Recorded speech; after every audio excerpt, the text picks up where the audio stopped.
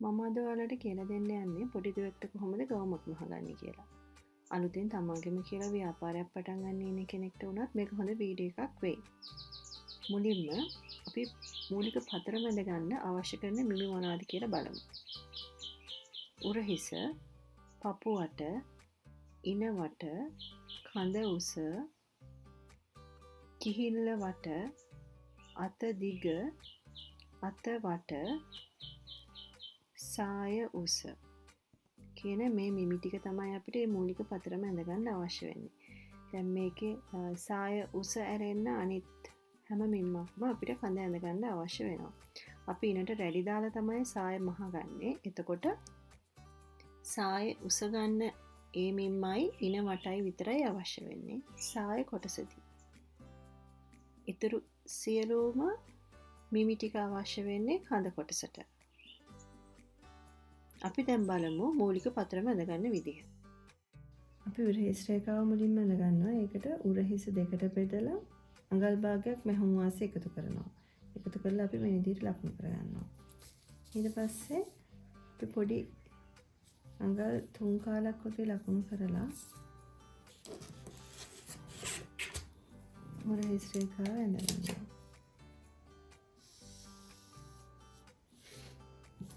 ඒකේ අපි කලින් හදාගත්ත උරහිස දෙකට බෙදලා අඟල් භාගයක් එකතු කරපු ඒ ප්‍රමාණය ලකුණු කරගන්නවා.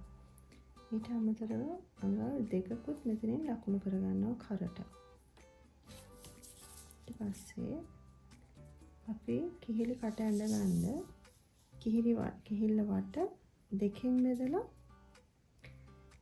ඒ ප්‍රමාණය මෙතනින් ලකුණු කරගන්නවා.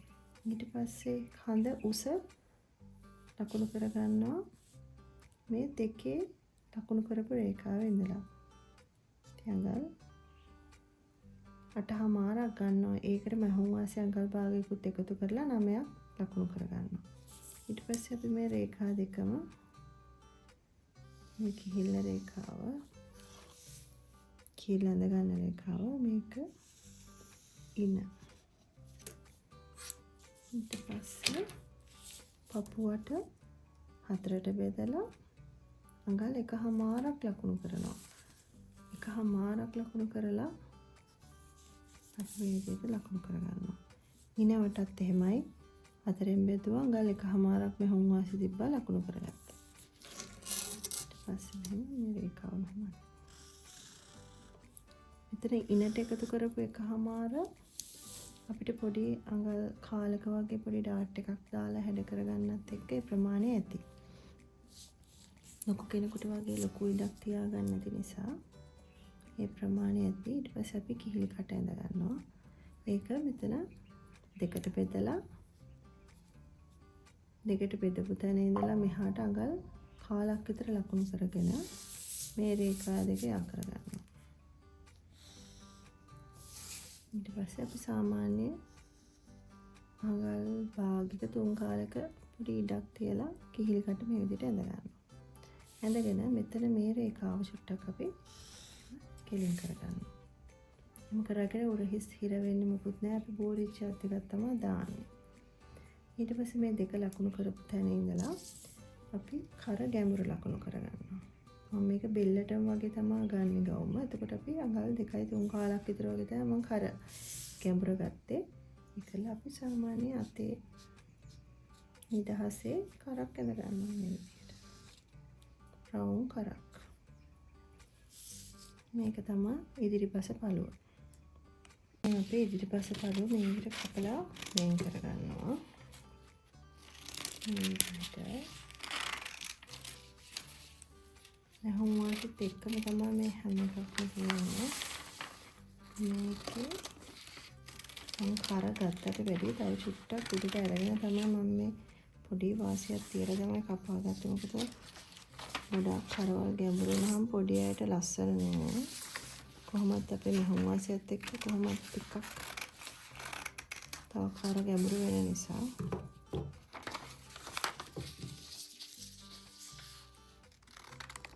මේ තියෙන ඉදිරිපස පළුවේ මේ තියෙන කර මේ කිහිල්ල වට.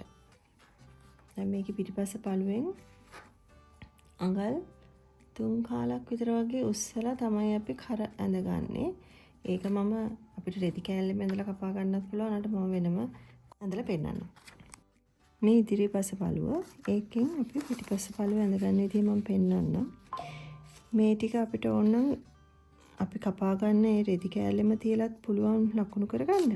මම වඩාත් පැහැදිලි වෙන්න තමයි අපහ කොලයක තියලා ඇඳලා පෙන්නන්නේ. අපි ඉදිරිපස පළුවේ මේ උරහිස් රේඛාවේ ඉඳලා අඟල් 3 කාලක් වගේ ලකුණු කරනවා. ලකුණු කරලා අපි මේ උරහිසට සමාන්තරව රේඛාවක් ඇඳ ගන්නවා. ඒකේ මෙතන ඉඳලා අපි අඟල් 2ක් ලකුණු කරලා මෙතන මේ රේඛාව ගියපු තැනටම අපි මෙන්න මේ විදිහට රේඛාවක් ඇඳ ගන්නවා මේ විදිහට. මෙතන අපි අඟල් පිටිපස්ස පළුවේ කර ගැඹුර අපි මෙතන ඉඳන් ලකුණු කරනවා අඟල් 1/2. මේ රේඛාව අපි මේ විදිහට ඇඳ ගන්නවා පිටිපස්ස කර. ඊට පස්සේ මේ රේඛාව පහළට ගෙනල්ලා කිහිලි කට ඇඳ ගන්නවා පිටිපස්සේ. ඊට පස්සේ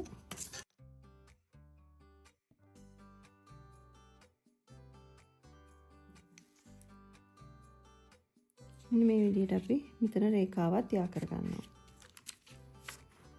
මේ තියෙන්නේ අපේ පිටිපස්ස පළුව.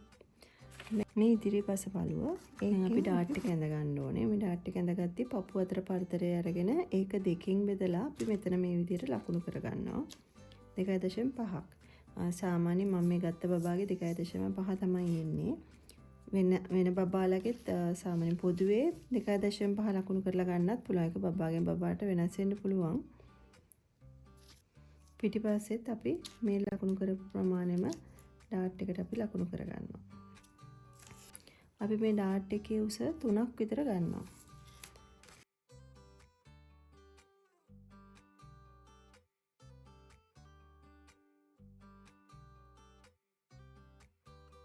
මේ තියෙන ඉදිරිපස පළුව. දැන් පිටිපස පළුව අපි කපා ගන්නවා.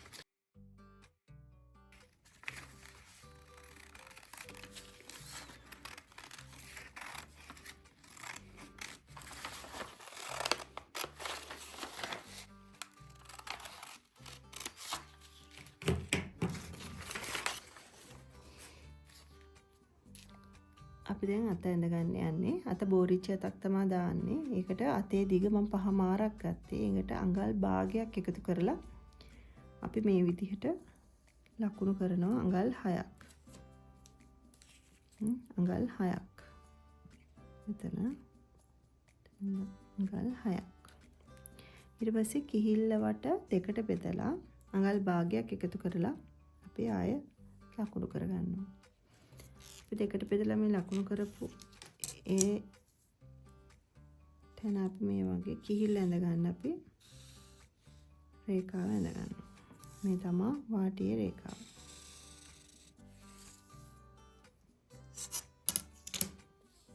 කිහිල්ල වට දෙකට බෙදලා අඟල් 1ක් එකතු කරලා අපි මෙතන ලකුණු කරගන්නවා. ඊට පස්සේ අත වට ඒත් දෙකට බෙදලා අඟලක් එකතු කරලා විතර ලකුණු කරගන්නවා. අපිට අඟල ප්‍රමාණවත් අපි බෝරිච්ච අතක් දාන නිසා අපි රෙද්දෙන් රැලි වලට වැඩි කරලා තියලා කපා ගන්න නිසා මේ රේඛාව ඇඳ ගන්නවා. ඊට පස්සේ අපි මෙතන මේ පටන් ගත්ත මේ රේඛාව ඉඳලා මේ රේඛාවට අපි රේඛාවක් ඇඳ ගන්නවා.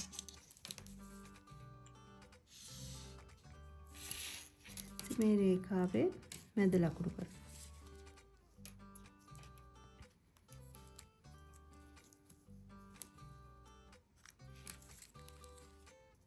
මේ රේඛාවේ මෙතන මැද ලකුණු කරනවා.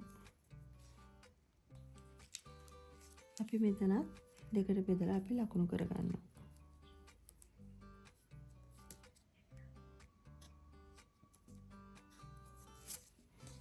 මේ වගේ අපි කොටස් 4කට බෙදා ගන්නවා. ඊට අපි මෙතන ඉඳලා මෙතන අඟල් භාගයකුත් මෙතන ඉඳලා මෙතන අඟල් භාගයකුත් ලකුණු කරගන්නවා.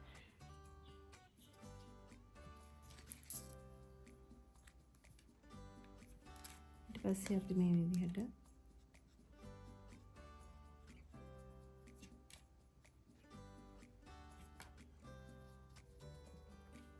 අපි ආකර ගන්නවා. අපි මෙතන ඉඳලා අඟල් 1.5 වගේ ලකුණු කරනවා අතට රැලි. ඒක අපි මේ විදිහට හැඩ කරලා ඇඳ ගන්නවා. මේ රේඛාවටම එකතු වෙනවා. මේ විදිහට තමයි එතකොට අත එන්නේ.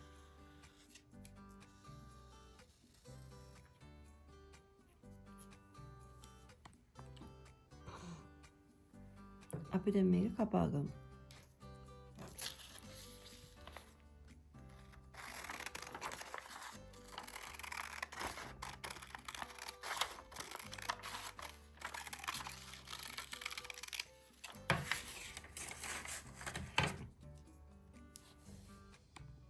මේක තමයි දැන් අත.